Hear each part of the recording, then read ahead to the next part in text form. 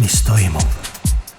Olen nii kaua sellel kõrbeteel olnud, et olen unustanud algse mõtte ja lõpusi. Kord olen üksi eksinud rajal, kord ühinen esimese ettejuhtuva karavaniga. Kõik kaaslased tulevad ja lähevad, kehad ja aastaajad mööduvad. Kes ma olen ja miks ma olen selles sihitus ellujäämise mängus?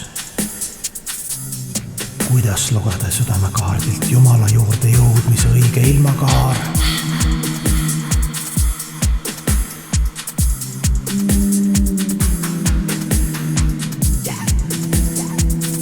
Kogu jõud ja usk on kulutatud olelusvõitluse ebaõigluses.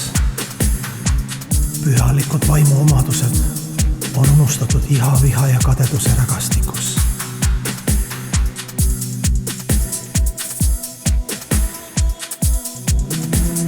Viimane palve,